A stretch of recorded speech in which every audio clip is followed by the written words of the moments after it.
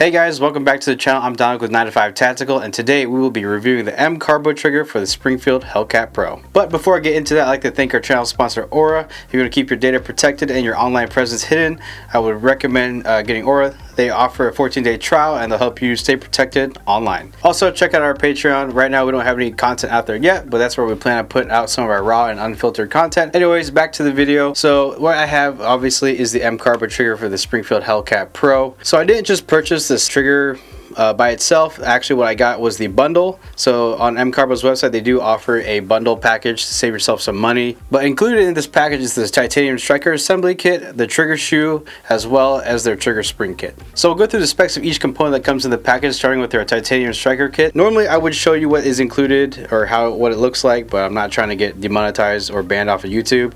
But what they say from their specs on their website claimed 42% lighter than OEM striker, improved striker lug geometry to reduce trigger creep by about 30%, as well as reducing the amount of primer drag that happens from Springfield's OEM component. Next, we have the spring kit, crafted from American spring steel ASTM A228 music wire, whatever that means.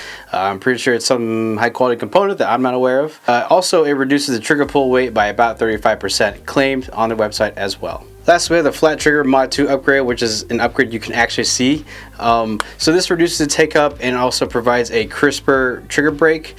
Trigger and safety blade is made of CNC machined aluminum. Lastly, it features an adjustable pre-travel screw, which you can adjust with a hex tool. So the trigger spring kit is actually available for all Hellcat models out there, Hellcat, Hellcat Pro, whatever's out there. As well, it's also available for ones that have a manual safety. Lastly, the MSRP for the bundle is $195. So a little bit of backstory how I ended up with the MCARBO trigger on the Hellcat Pro. It's a bit of a journey, and this actually was not my first trigger choice, so I'm going to explain that real quick.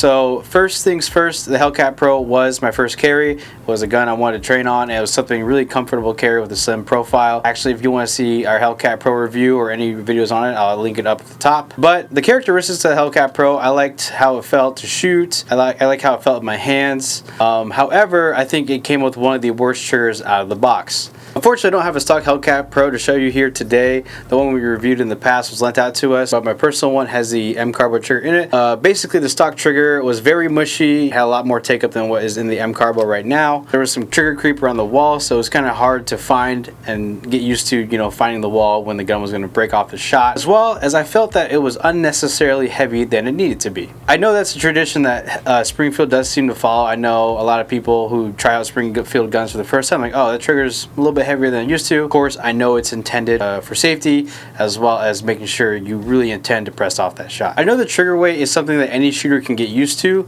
but when it comes to not just a heavy trigger and it's really mushy and it's really hard to gauge where the wall is because there's a bunch of creep as well, I feel like instead of just being a straight up skill issue, I do feel like this is an area where it's just an extra hurdle you have to get over. There is a gun that we reviewed in the past, Ross Martin RM1C, where I thought the trigger weight was heavier than it needs to be, but it had very minimal take up, almost absolutely no creep once you got to the wall. It was almost like a 2011 trigger for a striker fire pistol, and that gun was only $400.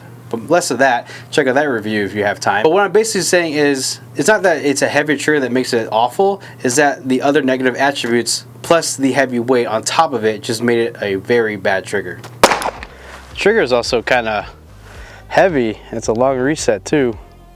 So instead of sitting with the trigger I didn't like, I decided to go on the internet, and the first trigger I actually discovered was the Tyrant CNC ITTS trigger.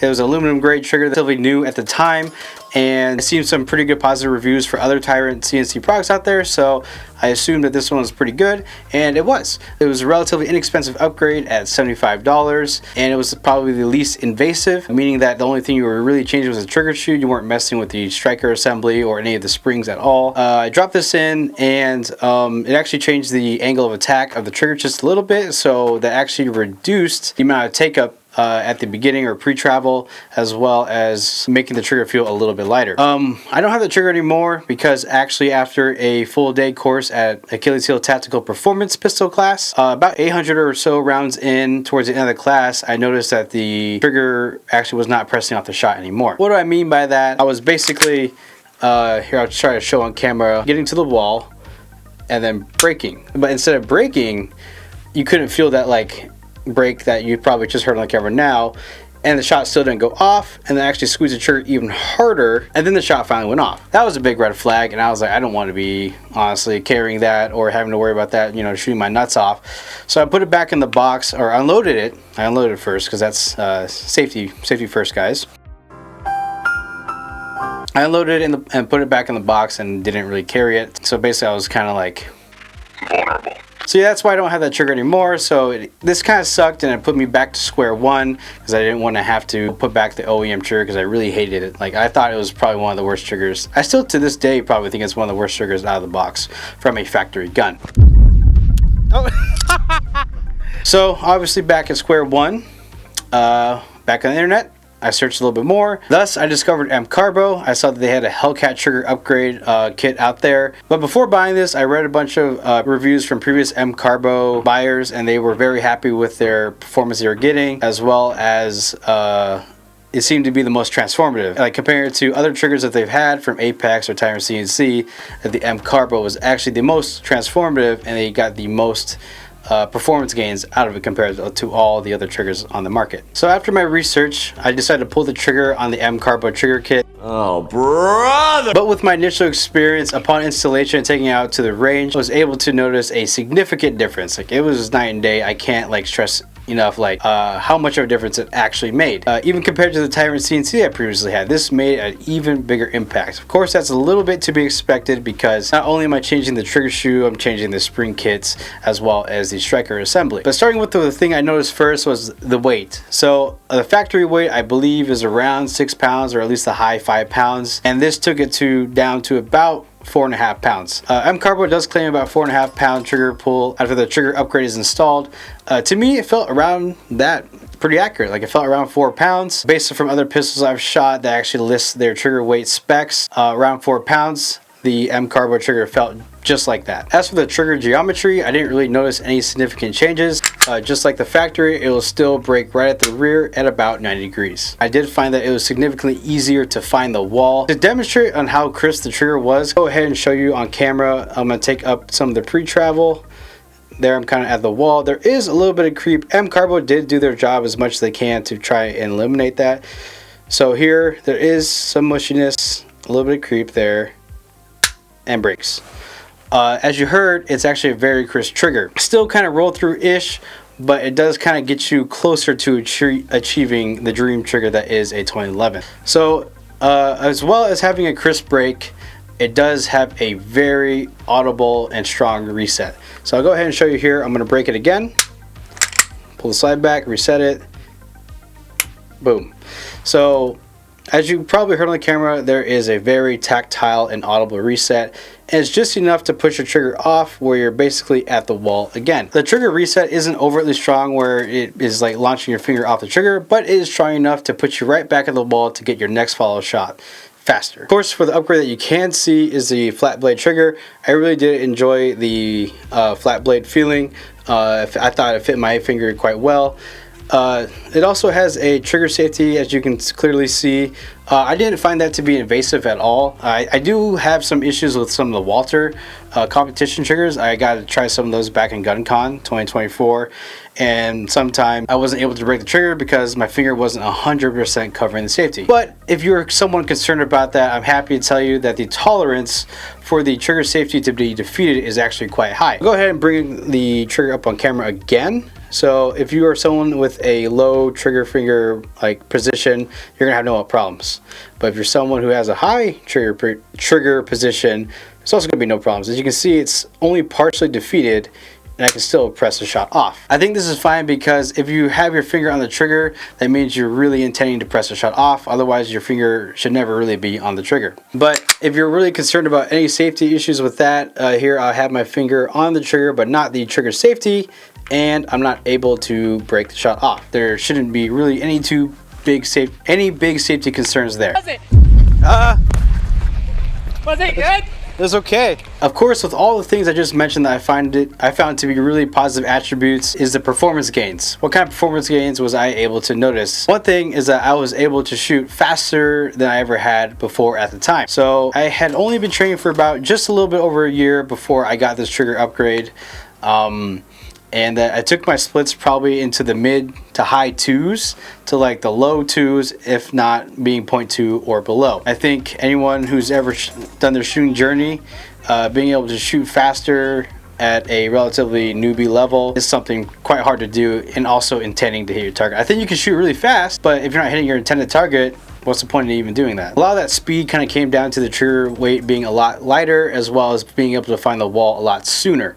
So it just allowed me to get more consistent shots off. With that, of course, the wall being more crisp, it made precision shots even easier. So when it came to shooting at like 20 plus yards, 50 yards, I noticed that I was able to hit the target more consistently and even faster, because it was easy to find the wall, know when the trigger is going to break, and of course with the very tactile reset, it made the next shot even easier to do. So I did basically get a significant amount of performance gains from the MCARBO trigger. Am I saying you can buy skill? If you haven't checked that video out, here I'll link it at the top, another shameless plug from us. No, I don't think you can buy skill, but if you're buying a gun with a shitty trigger out of the box, yeah, I can teach some good fundamentals, but that is of course just another hurdle you're going to have to overcome. And I think as a shooter, you basically want your gun to do what you want it to do, and just having a good trigger out of the box is something I find really important. I don't think it's necessarily a good excuse for manufacturers to get away with, because for the Hellcat Pro, for being around $600, you can actually find some really good out-of-the-box triggers from other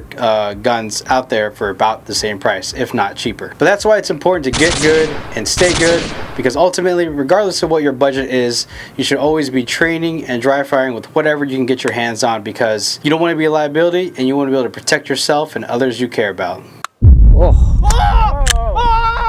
Light primer. So next, let's talk about reliability. Well, luckily, I have not had any issues with it. I'm easily thousands of rounds through. I've been carrying this for 2 or 3 years now, but no light primers so far that weren't already ammo related. So nothing to worry about regarding light primer strikes with the MCARBO trigger. Now, I did have kind of a big issue with the reliability in terms of safety. There's actually a roller pin here that has no retention, just kind of sits in there. After thousands of rounds, I started noticing that it was actually backing itself out under recoil. So as I was shooting 50 rounds or less, it was already backing itself out. Like, it wasn't like completely falling out. It was enough to like notice that it was sticking out a bit. I reached out to MCARBO about 2 weeks ago.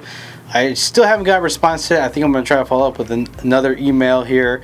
If I do get an update, I'll probably edit it somewhere in this video, but if I don't, kind of sucks, because I'm still waiting for a response on that issue. I do find this to be a rather big issue. While it doesn't really hurt performance, it does reduce safety, and as we all know with guns, safety is always top priority. That is a non-negotiable, and that really shouldn't be argued or debated about. I didn't have any like negligent discharges from the safety pin trying to back itself out. I just felt it on my finger pushing it when I was shooting. I was like, that's kind of weird. I just like tapped it back in, and I would continue shooting. But after like 50 or so rounds, like I mentioned before, I would have to tap it back in. So it's kind of annoying, and also part of the reason why I really haven't been carrying the Hellcat Pro as often. Like I mentioned earlier, it is a pin. There is no type of retention holding it in. It's not something you can like adjust, like torque down. So it's just gonna be float there, and like there's nothing really you can do to fix it. Maybe you can get like a replacement roller pin to maybe get it to fit better. But it just kind of sucks that after spending $200 on this trigger that I am running into this type of issue. Well, why don't you just run it without the trigger safety? There's internal safeties. While yes, I can still shoot it, it'll still function with the trigger safety, but I'm not willing to compromise my own safety. However, other than the concerning issue that is the trigger safety pin willing to back itself out, trigger kit is mostly flawless. Like, honestly, I think this is one of the best upgrades still. Maybe you might not have the same roller pin trying to back itself out like I did. I'm sure most people might not even get as many rounds as I did with the Hellcat Pro in general. I still would vouch for this trigger if they fix their issues, or maybe you don't have the same type of issues of your safety pin trying to back itself out. I think this is definitely how the Hellcat Pro trigger should have came from factory. I think this is probably the best and probably the first upgrade you should do to your Hellcat Pro. I know it might seem like a steep entry of another $200 trigger on your $600 gun, or $700 if you have the Hellcat Pro comp. But I think this really transforms the gun and really helps in shooter experience and shootability of the overall firearm. Of course, if you don't want to run into the trigger safety issue that I did, you can just not swap the trigger. but then you'll just be stuck with a shitty trigger. But I guess you can train around it, as that of course is just extra hurdle you're gonna overcome. And then you'll switch to another gun, you're like, damn, this thing sucks. But that's all I really have to say about the trigger. I think it's a phenomenal trigger. You should definitely do it if you don't run into the same safety issues I did. But if you are curious about the other things on the Hellcat Pro, I have the Holosun 507K ACSS Vulcan, really good red dot if you are a beginner, TLR 7 sub, as well as the Hellport done up by Monsoon Tactical. It might look like the Hellcat Pro comp that Springfield recently introduced in 2024, but I think they probably saw Monsoon's design like, that's a good idea. If you are interested in the Hellport like this and you have a Hellcat Pro and you want it to be like the Hellcat Pro comp, check out our video with the Hellport where we compared it against the SIG X Macro. I'll link that here at the top. But that is all I really have for today, and thank you for coming to my TED Talk. And if you enjoyed this video, please leave a like, share, and subscribe for more content. And of course, if there's anything that I missed below or you have any additional questions about the trigger itself, leave a comment below and I will try to get to those the best I can. That being said, I will see you guys next week.